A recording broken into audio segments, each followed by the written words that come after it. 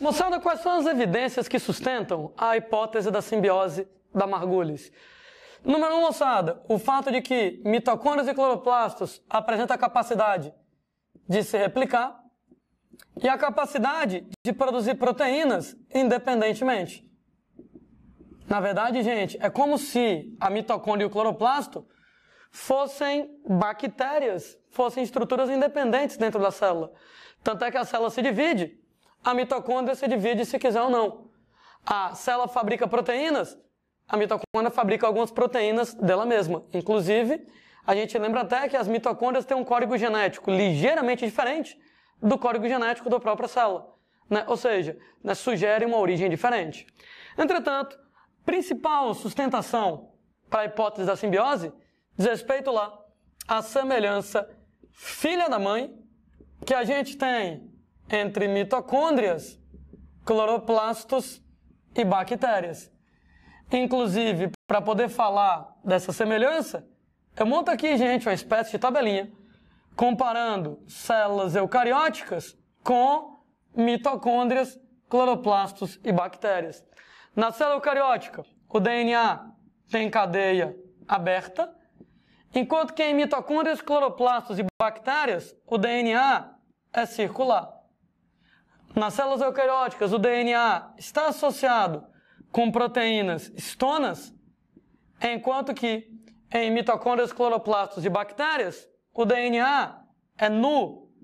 Dizer que o DNA é nu, desnudo, que ele não está associado a proteínas estonas. E aí, gente, eu questiono, se mitocôndrias e cloroplastos tivessem vindo da nossa própria célula, faria sentido o DNA delas ser igual ao nosso. O DNA deles ser igual ao nosso. Se mitocôndrias e cloroplastos tivessem vindo da nossa própria célula, faria sentido o DNA deles ser aberto que nem o nosso, ter estonas que nem o nosso. Entretanto, o fato de ser circular que nem o da bactéria, ser nu que nem o da bactéria, sugere que vem das bactérias. Eu lembro ainda para vocês que em células eucarióticas o ribossomo se chama 80S, enquanto que em mitocôndrias, cloroplastos e bactérias o ribossomo se chama 70S. Para quem não lembra, o S é uma unidade de densidade do ribossomo, que é besteira. O que é que me interessa? Se a mitocôndria tivesse vindo da minha própria célula, faria sentido o ribossomo dela ser igual ao meu, 80. Só que o ribossomo na mitocôndria não é 80 igual ao meu, é 70 igual ao da bactéria, o que sugere que a mitocôndria tem origem bacteriana. No cloroplasto, idem. Né? Quando a gente fala, inclusive, nessa história, tem um episódio que eu acho bem bacana da medicina. Por exemplo, para que serve um antibiótico, né? Antibiótico é remédio contra a bactéria, né?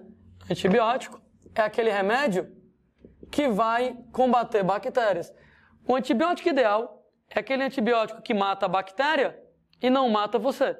Porque, convenhamos, se o antibiótico mata a bactéria e te matar também, eu não quero tomar esse antibiótico.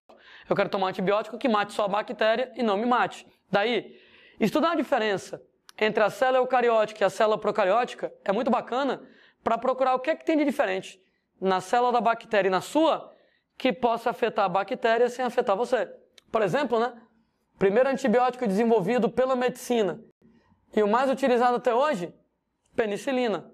Então, amoxicilina, amoxil é penicilina, benzilpenicilina, benzetacil é penicilina, sendo que por que penicilina é muito legal? Porque a penicilina ataca a parede celular da bactéria. E aí aquela história, né? Sua célula tem membrana, mas sua célula não apresenta parede. Se você vai lá e toma penicilina, lasca a bactéria, mas não lasca você. Afinal de contas, a célula da gente não tem parede celular. Infelizmente, tem bactérias resistentes à penicilina. Infelizmente, tem lá pessoas que são alérgicas à penicilina. Nem todo mundo vai poder tomar penicilina.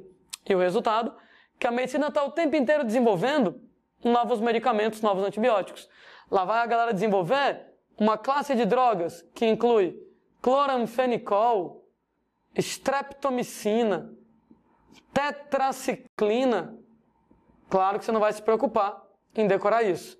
Fato é que essas substâncias todas, cloramfenicol, streptomicina, tetraciclina, são substâncias que elas vão inibir o ribossomo 70S. Olha como o pessoal da medicina, da indústria farmacêutica, é esperto. Se inibe o ribossomo 70S, o meu ribossomo ele é 80. Então, o meu ribossomo não é inibido, mas o ribossomo 70S da bactéria é. Então, que nem a penicilina lasca a bactéria, que eu não tenho parede celular, mas não me lasca.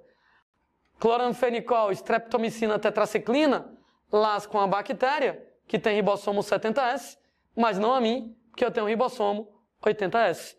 Entretanto, moçada, lá vai a galera começar a utilizar a tetraciclina, por exemplo, em larga escala.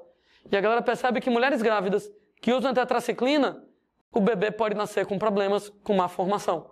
E a galera se toca, dá merda, né? Se a tetraciclina bloqueia o ribossomo 70S, bloqueia o ribossomo 70S da bactéria, então bloqueia o ribossomo 70S da mitocôndria.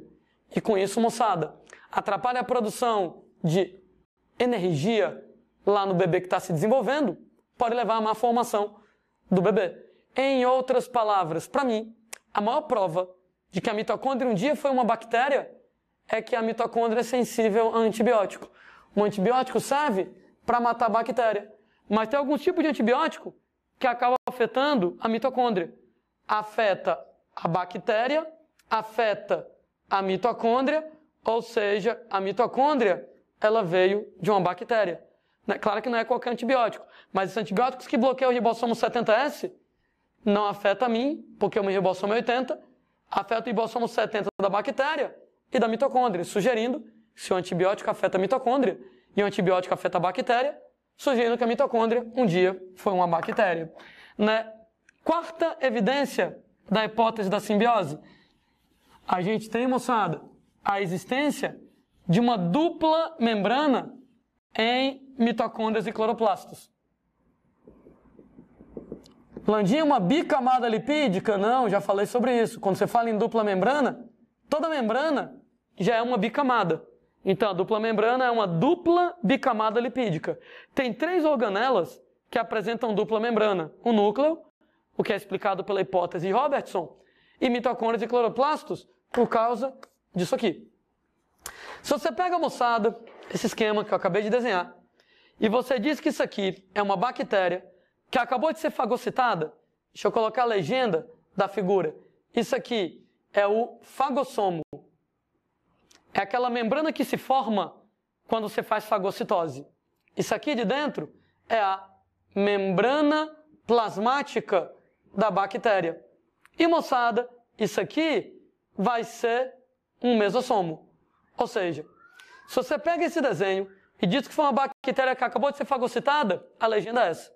Se você pega o mesmo desenho e diz que agora é uma mitocôndria, cara, o desenho é o mesmo, só faz mudar a legenda.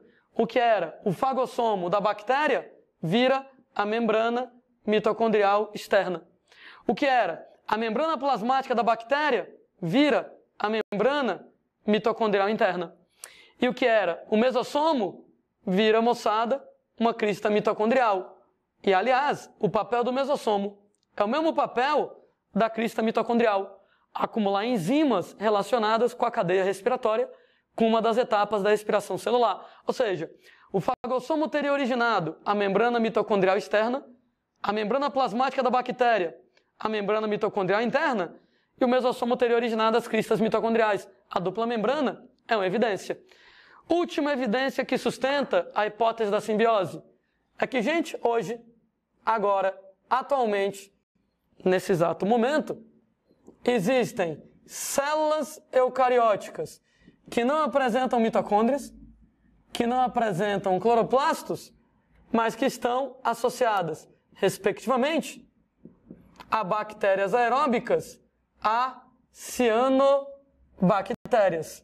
Tudo bem, ninguém tem que decorar nenhum nome esquisito que eu vou colocar. Mas, por exemplo, existe lá um protozoário chamado Pelomixa palustris, que esse protozoário, gente, ele é eucarionte, mas ele não apresenta mitocôndrias. Então, a princípio, ele é anaeróbico.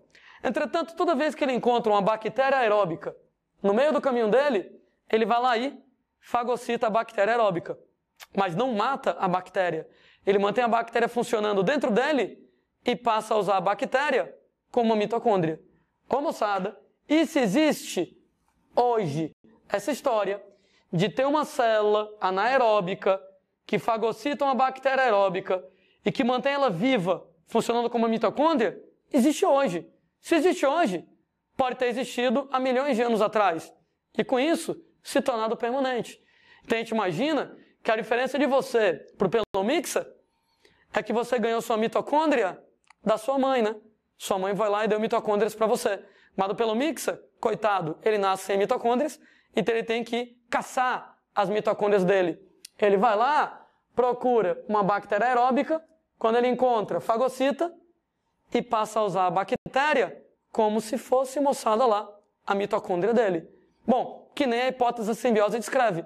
Será que daqui a alguns milhões de anos essa bactéria não fica permanentemente no Pelomixa e não vira uma mitocôndria também? É uma coisa a se questionar. Como o Pelomixa, tem outros caras desse jeito. Tem uma alga, moçada, chamada de cianófora paradoxa? Não, gente, pelo amor de Deus. Não tem que decorar porcaria de nome feio, não. É só para ilustrar. Que ela é uma alga que ela não apresenta cloroplastos. Como assim não tem cloroplastos? Não tem. A princípio, ela é heterótrofa. Entretanto, de vez em quando, ela fagocita uma cianobactéria. Fagocita, mas não mata a cianobactéria, passa a usar a cianobactéria vivinha da Silva dentro dela. No que ela passa a usar a cianobactéria vivinha da Silva dentro dela, a cianobactéria passa a ser usada como um cloroplasto. Que nem a hipótese da simbiose descreve que, originalmente, você tinha lá uma cianobactéria fagocitada e vai acabar virando um cloroplasto. Funciona desse jeito na cianófora. A diferença é que a planta já nasce com o cloroplasto dela. E a cianófora tem que caçar o cloroplasto, fagocitar a cianobactéria, passar a usar como cloroplasto. Se isso existe hoje, pode ter existido há milhões de anos e se tornado uma coisa permanente. Daí, as evidências da hipótese da simbiose.